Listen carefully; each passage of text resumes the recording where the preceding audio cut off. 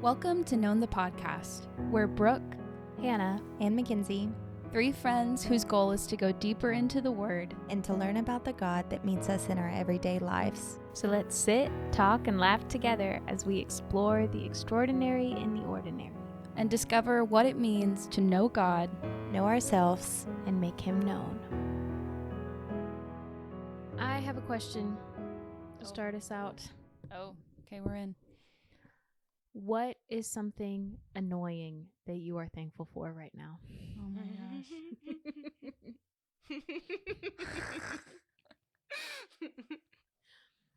I can go first if you'd like a moment. I've been thinking this over today. My postpartum hair regrowth. I'm so thankful for the little patches of a buzz cut growing in my sideburns and at my temples. I'm truly grateful. And yet, lie down. That was the first one I thought of, and the second one I thought of was the process of sanctification. Oh my gosh. Amazing. At times annoying, and I'm very grateful. Yeah. Thoughts? Opinions? My first thought was my husband, but that was just silly. My second thought was also silly, and it was life. Beautiful. So, yes, those are my answers. I love both of them dearly. I don't know. I feel like I get annoyed by a lot of things that I'm thankful for. Every day I turn that blow dryer on, and I'm like, I hate the sound of this blow dryer 5 to 9 times a day. Mm-hmm. But I'm also very thankful because it's very efficient and it helps me with my job. But I love that. yeah. So what are we talking about today? Oh, good question. Oh, yeah. So today, actually, we're hitting quite a few topics. Modesty and vanity. Okay. Sounds good. Great, some would say. And insecurity and comparison. And then how do they all intertwine, mix it up, fruit bowl turnover style mashup situation? Yes. You know? Yeah. It's a real potato salad of words. I don't know what else to say. Perfect. Yeah. I'm going to be honest. Modesty is not something I'm looking forward to talking about. I feel like I don't have super strong feelings about it. Okay. And I also, another reason that I don't like it is that I feel like a lot of women have been hurt by this topic, by other people putting judgments on them based on the way that they dress. Yeah. And so I'm worried about two sides of the coin. Mm-hmm. Yeah. I think that's a really good perspective to have going into the conversation, though, too. Yeah. Because it is, like, a lot of modesty is about your heart. Yeah. And, yeah. like, the filter that you're making the decisions through of, like, what you're going to wear and how you're presenting yourself. Like, what is your heart posture in those decisions? So I think coming at it with a perspective of, I don't want other people to be hurt by this. I want other people to be uplifted by this. Like, that's a great place to be. It's definitely the Lord, because that's not my personality. Yeah, Hannah, give us your hot takes right off the bat. I think that we all, sorry, I asked you a question and then immediately interrupted. No, it's great. I love time to think.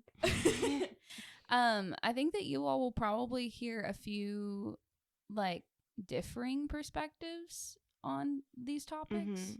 I think that we definitely all have, like, a different style, different lines with modesty, and, like, some of us, like, have to have different lines with modesty based on your actual body type, which is a point that I want to bring up for sure. Yes. That's one of my modesty hot takes for sure. Yeah. So, and also modesty is not just for girls. True. Also for dudes. So 20%ers, buckle up. Buckle up. Buckle up and we're ripping your confidence apart. okay. Just kidding. Go listen to our No, confidence no. versus pride episode. And then come back prepared.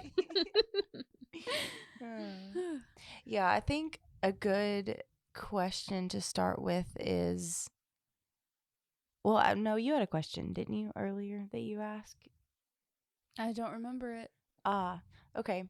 Oh, yes.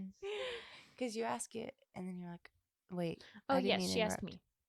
But what was that? I don't remember it either. I think it was what my hot takes. yeah. What's your hot takes on modesty? Oh, my hot yes. takes on modesty? I didn't realize I had so many hot takes in life, but I guess I do.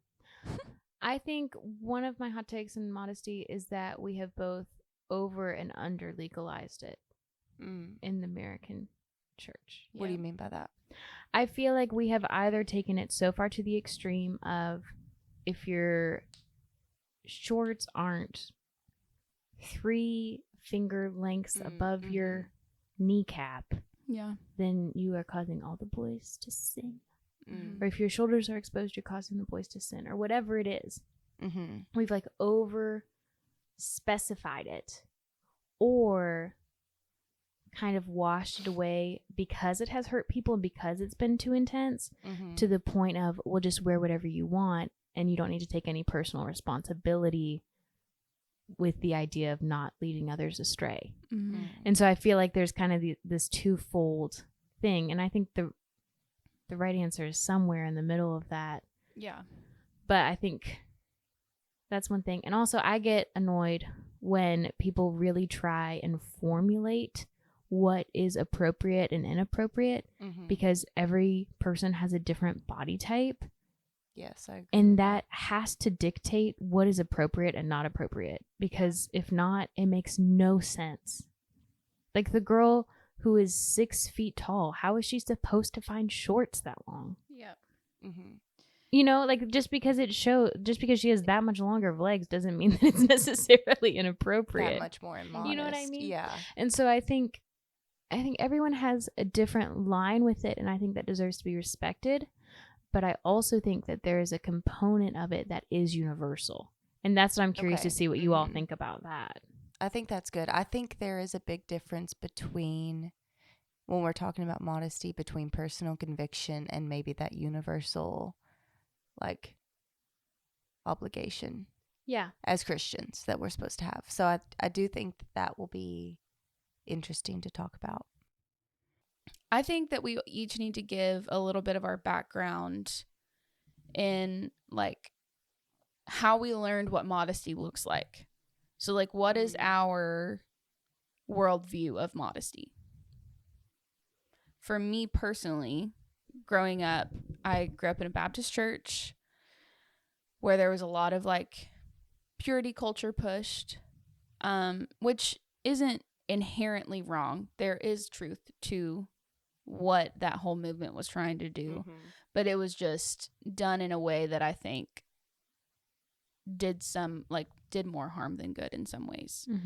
I also was in the public school system where we had strict rules, like the whole like don't show your shoulders. I got sent home 3 to 4 times in middle school because my fingertips were longer than my shorts, and it's because I have ridiculously long arms. Like everything was covered. Yeah. But I could not walk with my arms down in school because I would be sent home multiple times. And so that has traveled with me into adulthood. And now I have like a stigma about like, oh, I can't show my shoulders. I feel weird walking into church with a tank top on. And that's something that I have to be like, this is not right. Yeah. Like, at least for me and my body type, like, that's not, I shouldn't have to live under that. And you're type not trying to be sexualized by showing your shoulders. Exactly. Is the thing. You know, it's your heart behind what you're wearing. So for me, modesty was very clear cut of like a dress code is what modesty was formed as for me growing up. Yeah, I think my experience with modesty really just began in the home.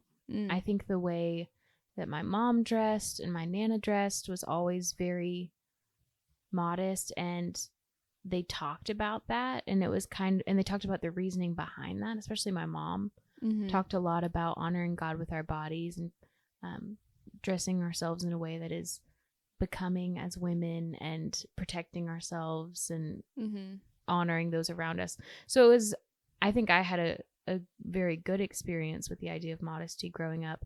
I definitely heard things, that were pretty intense on the rules side of things. Where like, you look, like hear a sermon and then you look in your closet and you're like, I can never wear anything ever again because none of this meets the code. Yeah.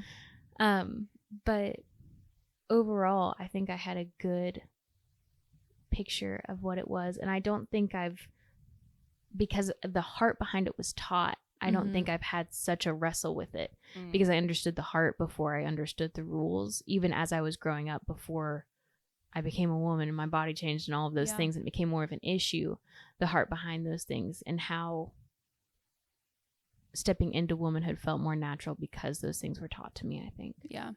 My mom did do a good job of like explaining the protection aspect of modesty, of like, don't put everything that you have out there for the whole world to see because you're going to send up the wrong message. Yeah. And I would have like friends that would dress a certain way, or like shorter shorts or tighter clothes. And then I remember if I tried to do that, my mom would look at me and say, "You're not leaving the house like that." Yeah.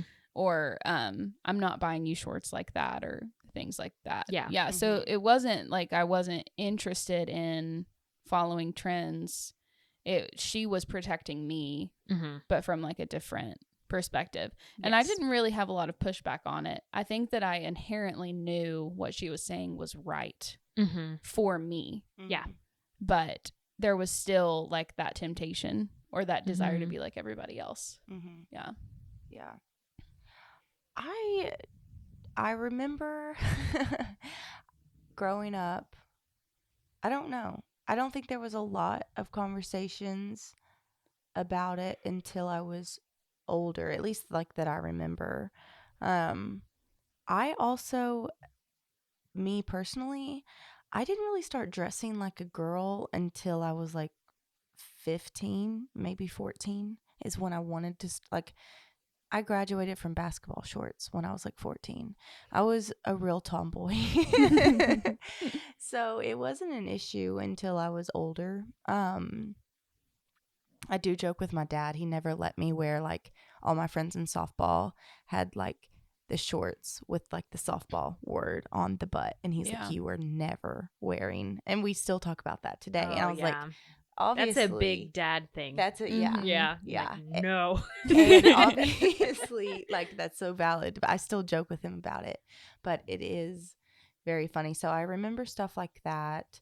I remember like mission trip dress code when I went on a few mission trips when I was younger. And we would have to have like the long shorts and the t-shirts and like basically no tank tops or anything like that. That was always like the argument of youth camps and like things like that, was like the girls have to wear a tankini and the guys can wear like swim trunks and no shirt. I just the drama over that yeah, is still so annoying to me. But yes, that's what else I remember going to church camp wearing like a t-shirt, or honestly I think I wore a one piece with a t-shirt. But that doesn't really matter. Like, I think it's different for everybody. But yeah, those are kind of like, that's kind of my context growing up. I didn't really want to. And then when I wanted to, it was like, I went too far with it. I'm definitely a push the rules type of person anyway. Yeah. So I needed to learn the rules behind it to know why I needed to dress a certain way. Yeah. So I think for me growing up, I think the youth group aspect is like an important one to bring up because for me, I am higher in mercy. I feel like I can get to a point of understanding where people are coming from a little bit faster. And I can get the heart behind situations. I'll still get frustrated, but if I understand the heart, I'm more likely to follow through with what's requested of me. And in youth group, that was one of the big things, was like, guys think differently than girls do. They're very visual. And so because of this, there was this idea that we had to, I don't want to say cater to, but really like we were protecting them by covering ourselves. And so the verses that I think of whenever it comes to that mindset, and I do think that there's truth to that. I absolutely think there's truth to that, because we're talking about boys that are in their formative years that are growing into manhood, and all of a sudden they're presented with girls that are half clothed. Like, that's not exactly honoring you or them in that situation. And I get the frustration. I totally do. I was one of the people that argued that boys should have to put their shirts on because boys are not the only ones that are tempted. But the verses that always came to mind for me were Romans 14:13 says, "Therefore let us not pass judgment on one another any longer, but rather decide never to put a stumbling block or a hindrance in the way of a brother. I know and am persuaded in the Lord Jesus that nothing is unclean in itself, but it is unclean for anyone who thinks it unclean.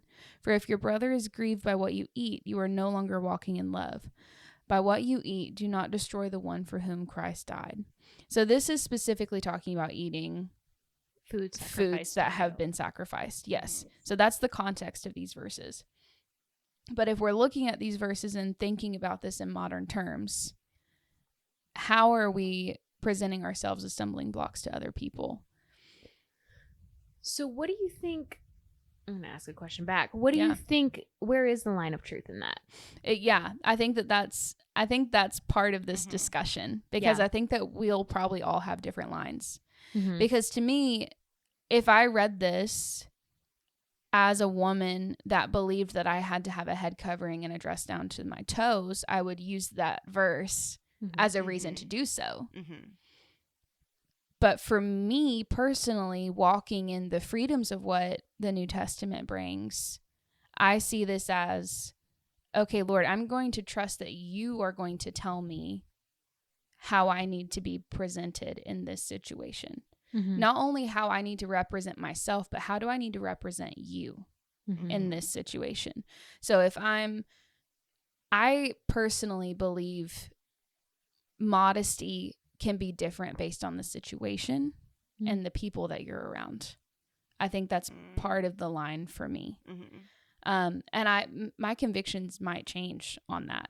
But I think in my prayer time and in what I've read, this is kind of how I've been led to feel about it. I think that if I am around my husband, modesty looks a lot different. But if I'm going on a girls' trip, it looks different than if I was going on a trip with the staff from my church. But I also have to keep in mind in all of those scenarios that regardless of who I'm around that I know, I will also be around people that I do not know. Right. So regardless of if I'm okay wearing a two-piece around my girlfriends and not around a mixed group of people, is that two-piece still representing Christ in a way that's honoring to him? You know? Yeah. So I think that it's more than just our clothes, like it's our mindset and it's our heart behind why we're wanting to wear these things. And I think that our minds immediately go to swimsuits, and because swimsuits are honestly the hardest. It is the hardest, well, especially for a woman. It's the most exposed you're going to be. Exactly. That's why it's the hardest. Yes. It's the most extreme line you're going to draw on the daily.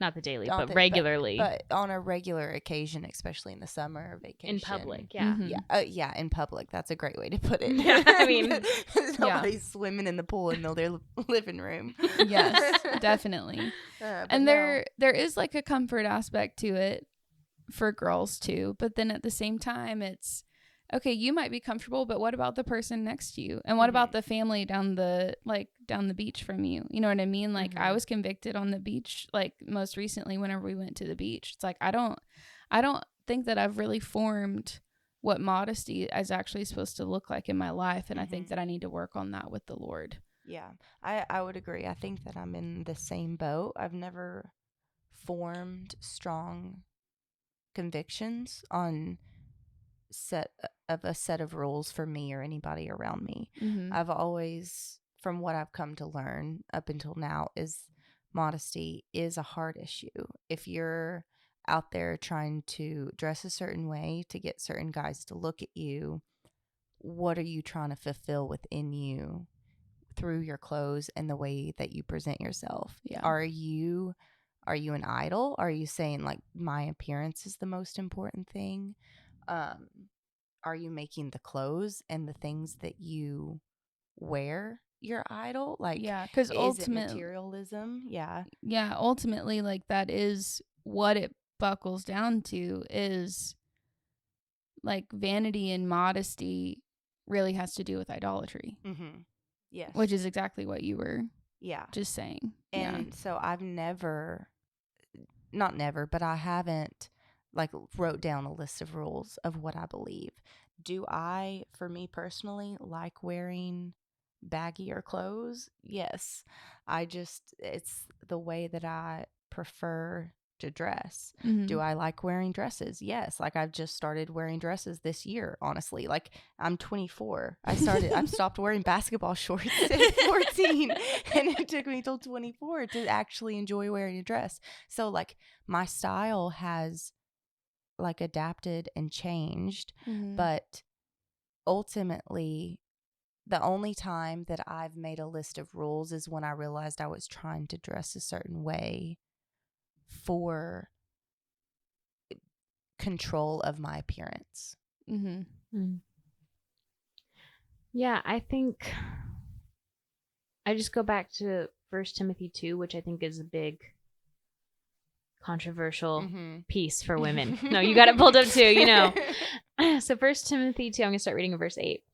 I desire then that in every place men should pray, lifting holy hands without anger or quarreling.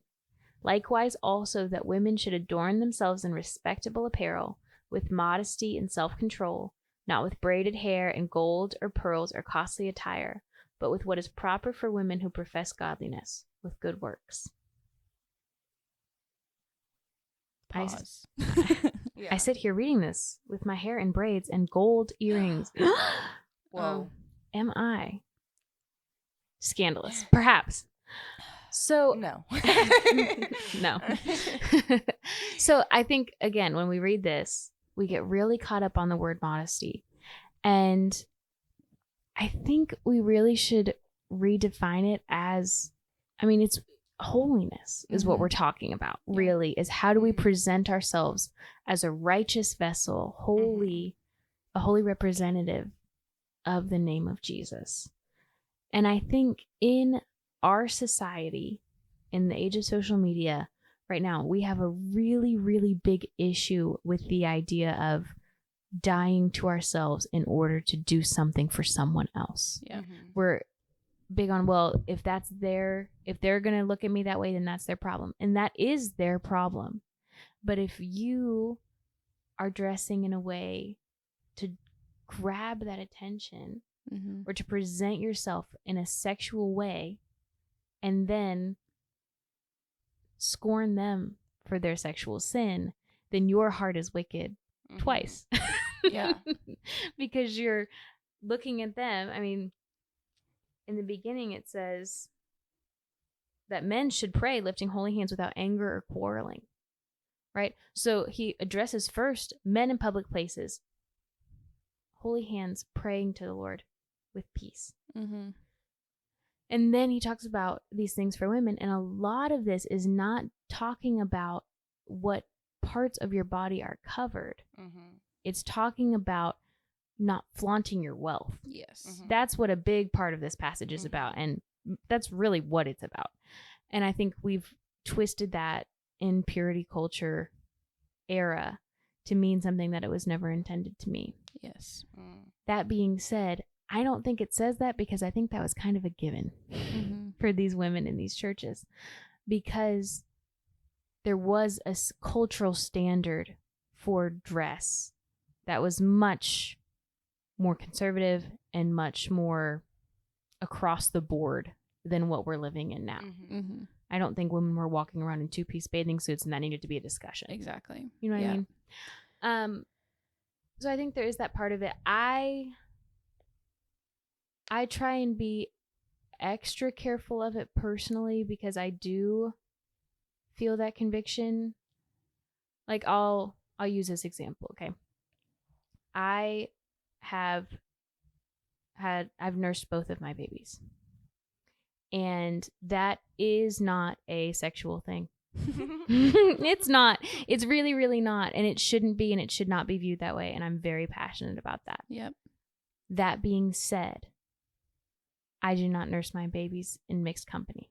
Yeah.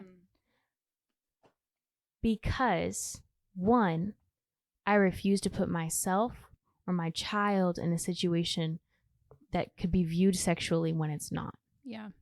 That's not going to happen. That's not allowed. You're not allowed to do that to me and my kids. 2, if I am in a room of mixed company, I don't know who's struggling with different things. I don't know what different people have been exposed to unintentionally. I don't know what people are dealing with in their lives. Yeah. And so I want to be so careful that I am not the topic of conversation in the car on the drive home from a gathering of, hey, were you okay with this? Or did this bother you? Or did this tempt you? Or whatever. I never want to be in that conversation. That doesn't mean I won't ever be, because people have weird things about a lot of things that I view as completely unsexual, and that's not my line. You know? Yeah. You can't be everything. Yeah. You know? And so there is a line, but I also do not look at other women who do not have that same standard or goal as me and view them as doing anything wrong, because I think that is a person by person, case by case basis. Now, the other day we were at a baseball game. The baseball game's mostly empty. There's no one sitting around us. Baby needed to eat. Fed the baby. Baseball game. Who cares? Nobody's facing me. And if they are, they can turn around. Look at the game, boys. Yeah. You know what I mean? Yeah. So like I agree with you in that sense of like there is situational appropriateness. It's just like it's not appropriate to wear a bathing suit to a wedding. Like there's just across the board. Yes. There is context required when we're having this conversation. Part of that context is what your body looks like, what your personal conviction is. How long have you been saved? Have you ever had this conversation before? Yeah. Has your body changed recently and you don't have money to buy new clothes? Like there's a lot of different components of this that are really nuanced and very easily forgotten if we're looking at these things through judgmental eyes towards one another instead of looking at our own hearts and our own sin. Yeah. So one of the things that I wanted to make sure that we touched on is that modesty is about our identity, and it's also about the identity of the one that we're representing. Yes. So one of the verses, hang on one second, let me find the verse. So Genesis chapter 1, verse 26 and 27, then God said, let us make man in our image, after our likeness, and let them have dominion over the fish of the sea, over the birds of the heavens, and over the livestock and all the earth, and over every creeping thing that creeps on the earth. So God created man in his own image. In the image of God, he created him. Male and female, he created them. So, yes, like almost all of us agree, modesty there's situational things that we have to think about. There are people that we have to think about. There are body types that we have to think about. But most importantly, we have to think about the fact that we are made in the image of God. Yeah. And because we are made in his image, if we are believers, Holy Spirit is resting inside of us, and we are representing him at all times to anyone and everyone. Not just the people around you, not just the people sitting at your table or in your youth group or in your church. It is to every person on the street. Are you dressing in a way that you are approachable?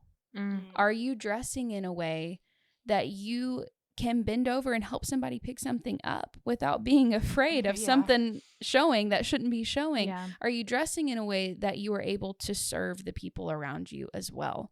Because our clothes are not just for our style and creativity, which I think is important, and I do want to talk about that as well. But our clothes really serve a purpose of covering us. Like, that's what happened in the fall in the garden. That was one of the first things that the Father did, was clothe us to cover our nakedness. And whenever we start to view modesty through that perspective of, okay, I'm created in the image of God, I'm reflecting him at all times, and clearly he cares about this, because this is the first thing he did when we sinned, was cover us. I really need to have a conviction on this and know where I stand with this. And I also need to be filtering that conviction through his word. And I do think that it's different for everybody, but I think generally speaking, it's making sure that you are clothing yourself in a way that is representative of the Lord, that is honoring your body and honoring the minds of those around you. I think that's good baseline of where to start. And then from there, if you don't know how to dress, what to do, that's where your prayer time comes into effect. If you are hearing this and you're thinking, wow, maybe I don't know where I stand with modesty. Maybe I don't know what modest looks like on my body. Just start putting your clothes on in the morning and pray and just say, Lord, is this how you want to be represented today? And maybe just like move around a little, do some jumping jacks, see if you can move in it and say, can I serve somebody today in what I'm wearing? Is this too tight? Am I going to be able to do something and go out of my way to help somebody else if they need it? Like, I feel like that is definitely a big part of modesty. But then at the same part, we were talking about modesty really dealing with idolatry in the way that we view ourselves. I think that easily goes into vanity as well, because we can take it too far. And like I mentioned before, God is creative, and he does care about our choices. He cares about our creativity. But when does that become an idol in our lives? These are all things that as believers we need to have a grasp and a handle on. Because if not, it is so easy, especially in our world, whenever we're constantly being pushed images of perfect women and perfect men online, to say, I have to look like that because that's the standard.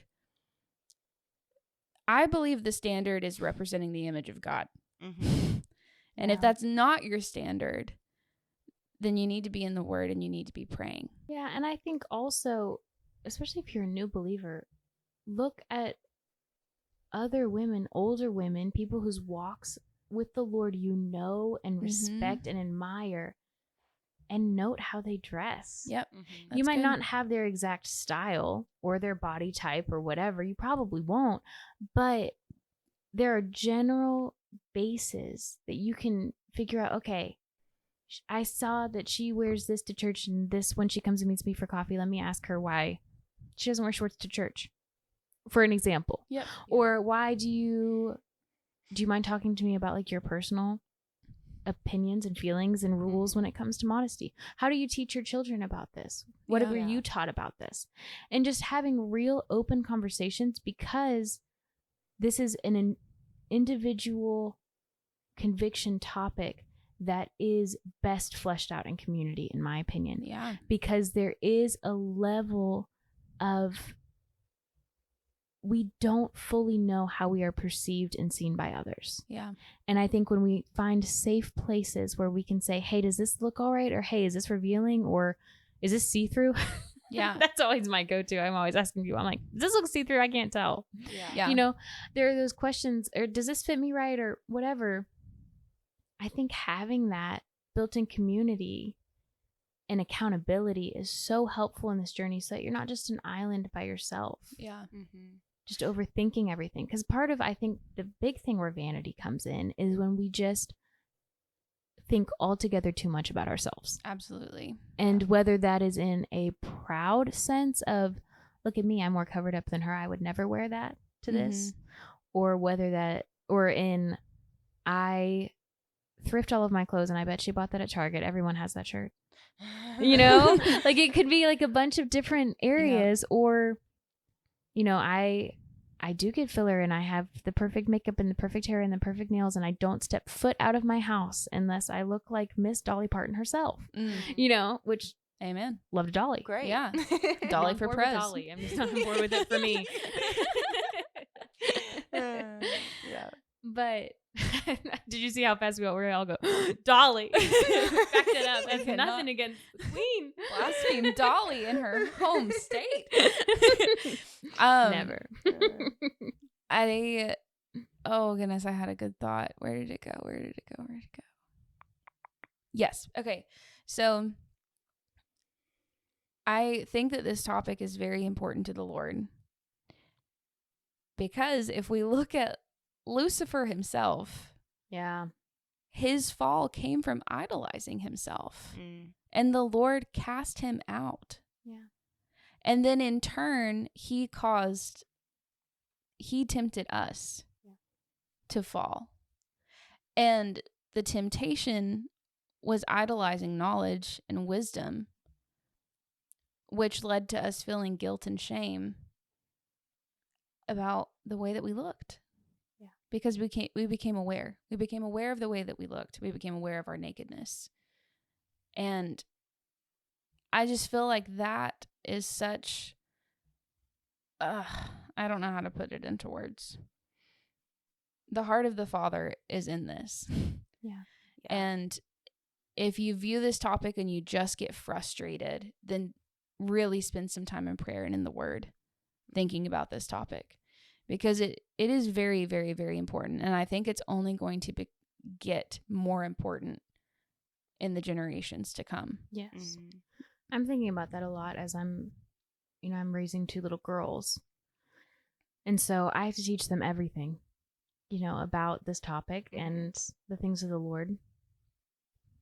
And so I'm starting to instill things now about how we act when we're wearing a dress, or how we keep ourselves clothed, or who's allowed to help change us, and all of these things that are very important, because I know that the world is evil, and there are people who are used and wielded by Satan to do evil things.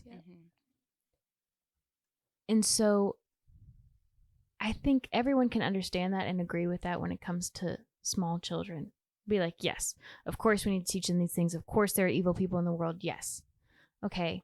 And then we hit but then there's also a group of people who are like, that shouldn't even matter. They're just babies. What anyone else just needs to figure it out. They need to get over it. Yeah. Well, yeah, but the people who are thinking bad things are not the people who are getting over it, clearly. Yeah. And so then I think when we hit 15, 16, we're like, well, now I can dress however I want because I'm grown. But now, even us sitting here, 24, 25, 26, wouldn't you look back at your 15, 16-year-old self and say, no, girl, the world is bad. The world is evil. There are people out to hurt you. And don't you think the women 10, 20, 30 years older than us now would say, no, girl, the world is evil and the world is out to get you, and there is an enemy and you are representative. And you have generations coming after you who are looking at you. There are 15-year-old girls who are arguing with their moms on a school morning that they can wear this because you did last week. Yeah. And so I think that there is this component of it, of pride and vanity. Absolutely. Of I am above sin in this issue, where I don't need to worry about the effects of the fall because I feel fine about it. Yeah. And that is dangerous for us because we are precious and the enemy is against us. Yeah. And that is not to say that anything that has ever happened to anyone has been a result of what they're wearing. That's not true. That's not true. But we need to carry ourselves in a manner worthy of our calling in every sense of the word, not just in the way that we speak or in the way that we act, but also in the way that we dress and present ourselves and communicate. Because you can be covered head to toe, and if you're making inappropriate jokes or doing things that are inappropriate sexually, you're not living in modesty, girl. Yeah. Yeah.